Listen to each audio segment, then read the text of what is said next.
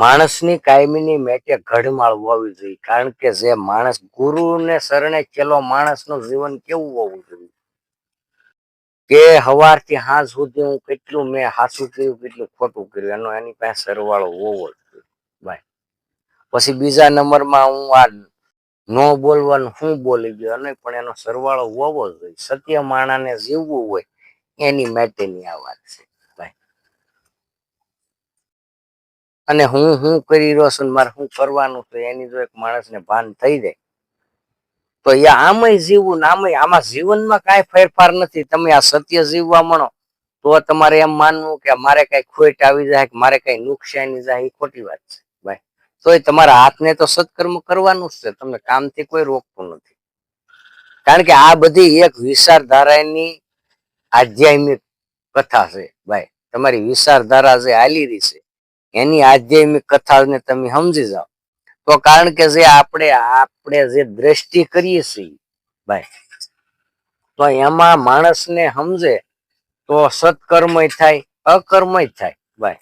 પણ માણસ પોતે અપનાવે છે સત્કર્મ અપનાવે છે શુદ્ધ વિચારધારા એનાથી એને વળે છે. કારણ કે જે માણસના એમાં તમો ગુણ રજો ગુણ ને સત્વ ગુણ ભાઈ.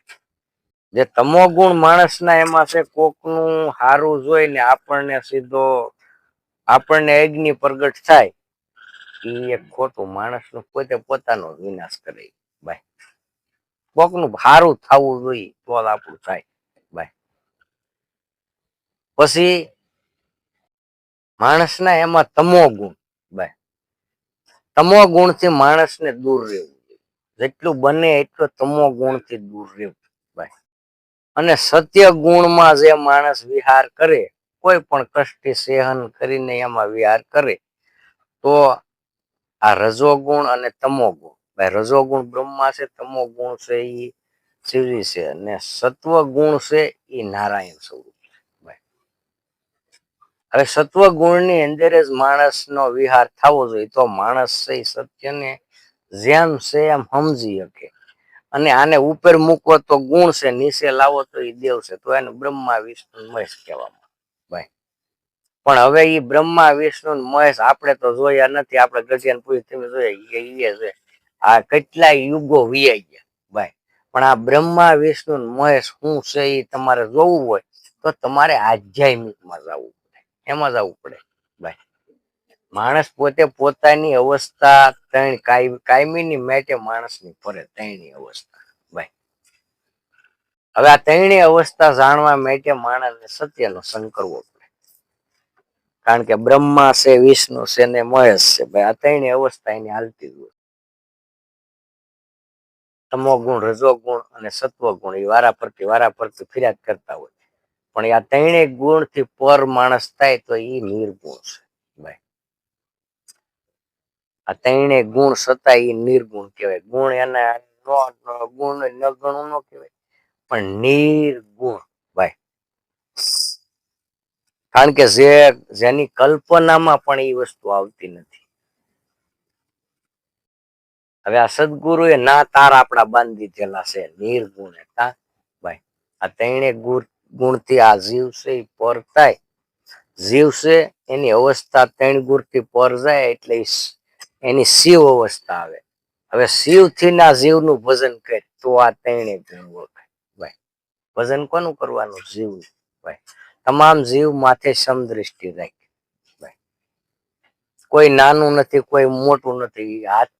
કીડીમાં હાથીમાં હું કે કીડીમાં તો તુકાતું કે કીડીને કણ ને હાથીને મન આ બધાને સરખો રાખે કીર્તાર. તમામ જીવને સરખો રાખે. ત્રણ ટાઈમનું ભોજન એ આપે છે ભાઈ. પણ આપણે એની માટે સમજવા માટે આપણી જેટલી તૈયારી હોય આ તો ભાઈ ભંડારના ભંડાર ભર્યા સમજવા વાળા ઠાકે ભાઈ. પણ જેટલું સમજાય એટલું આપણું ભાઈ. જેટલું આપણને આમાંથી સમજાય એટલું આપણું. બાકી જ્યાં સુધી સંતો પગ્યા ના સુધી એને વાતું કરી સંતો પૂરતો ભાઈ. કારણ કે આપણે હાલ્યા તો પંચ કપાણો તો કિલોમીટર આવે તો ગામ આવે. પછી ગામ હોય એમાં પાછો તાલુકા હોય, તાલુકામાંથી પછી જિલ્લા હોય ભાઈ. જિલ્લામાંથી પછી એની માથે અધિકારી હોય ને, એમ જે આ પંચ છે, જો પેલું તો સેવક બનવું ભાઈ. સેવક અવસ્થાને તો ઠેઠ સુધી મૂકવી નહીં. સેવક અવસ્થા તો તમારે મેકવાની નહીં. સેવક બનો, ભગત બનો, પછી આમાંથી વલ્યા બને, કોઈ પૂરું મહાન પીર બને, કોઈ પેગંબર બને, કોઈ સંત બને ભાઈ. પણ માણસને સેવક જે બન્યો એ અવસ્થા કોઈ દિવસ મેકાય નહીં. ગમે એટલા શિખર માથે જાય પણ એ મૂકે એટલે કોઈ પણ પડે ને પડે ભાઈ.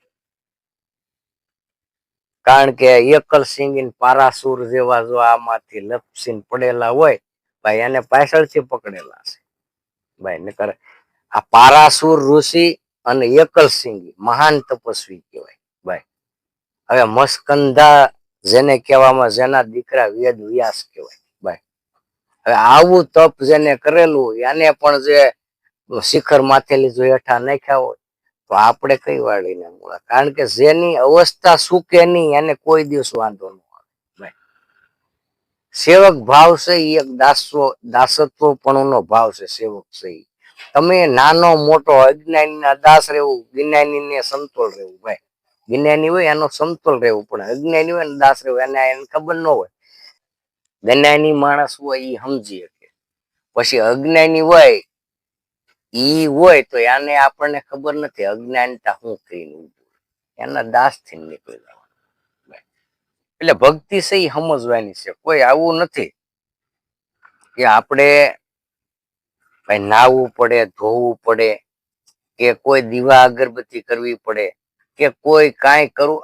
આ વસ્તુ એવી છે કારણ કે તમારો હોઠ નો હલે, કંઠ નો હલે ભાઈ, અને વૈના નેણે રામરસ નું પાન કરીને તૃપ્તિ થાય એવી આ વસ્તુ છે ભાઈ. આંખ ઉઘાડી હોય તો વિસવાની જરૂર નથી, વિસેલી હોય તો પણ ઉઘાડવાની જરૂર નથી. આવી હેલી ભક્તિ છે ભાઈ. પણ સમજાય એની માટે છે, નો સમજાય એને તો બહુ વાડ પડે ભાઈ. નો સમજાય એને બહુ વાડ પડે. અને સમજવું એની માટે હાવ સીધી ને સરળ ફૂલડા કેરી પાંખડી રૂપી છે ભાઈ.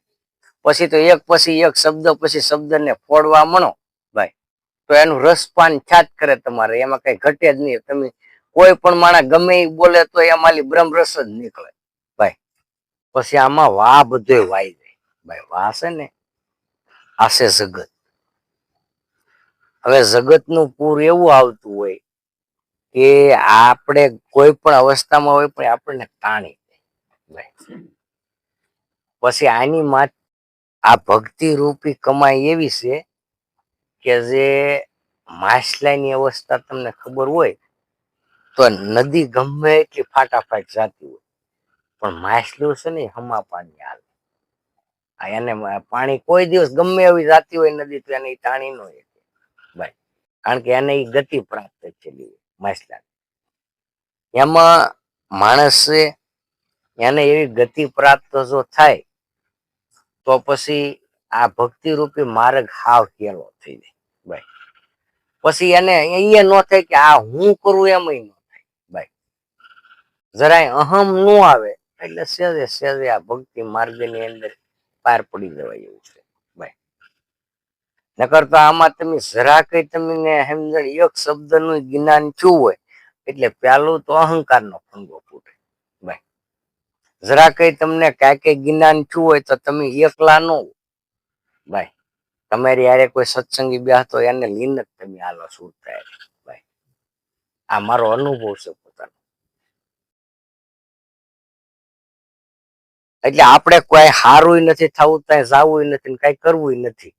એ થાય તો થવા દેવાનું, ન થાય તો કઈ નથી ભાઈ. પણ નિષ્પાપી બનવું, નિસ્વાર્થ નિષ્કલંકિત રહી અને આ ભક્તિ માર્ગને સિદ્ધાંત આના શું છે એ જો માણસને સમજાઈ જાય તો સહેજે સહેજે આ ભવસાગર ત્રી જવાય એવું છે ભાઈ. ને ન સમજાય તો માણસને આડરૂપ બહુ પડે ભાઈ. ભક્તિ છે કે બહુ આડરૂપ પડે.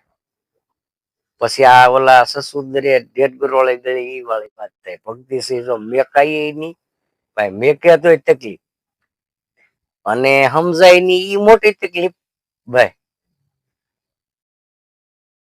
સમજવા બેહે માણસ, હવે સમજવા બેઠો તો પછી એને જ્યાં ગમે તેમ કરીને સમજી લેવાનો જેનો નિર્ણય થઈ ગયો એને પછી સમજાઈ જાય અને હેલું થઈ જાય અને માણસ મુક્ત થઈ જાય. અને હાવ હળવો ફૂલ રીન આટા મારે. નકર ગધેડી હોય કે આને ભાત ઢળવાની ટેવ પડી ગઈ ગધેડા ભાઈ. એમાં ગધેડું 5 મણ સુધી ઢળી જાય એક ભાઈ. પછી કાયમિક કુંભાર હોય ને આવન જાવન કર્યા કરતો હોય ભાઈ આગાનથી ઓલે. પણ ગધેડાને એમાં બુદ્ધિ આવી જાય ને પાણી હોય ને નાદી બે ઘડીક બે મુઠ્ઠી હોય ઓગળી જાય. ગધેડું થી હાલવું ફૂલ. માણસ છે એને હળવું થવા માટે, કારણ કે ખોટી કોઈની ખ્યાતિહીન ક્યાતો હોય ન કર ભાઈ. કોઈની ઈર્ષાથી દૂર રહેવું આવ ભાઈ. પછી બીજા નંબરમાં આપણને સારું બોલતા આવડે તો બોલવું. નકર એવું નથી કે આપણે બોલવું પડે ભાઈ.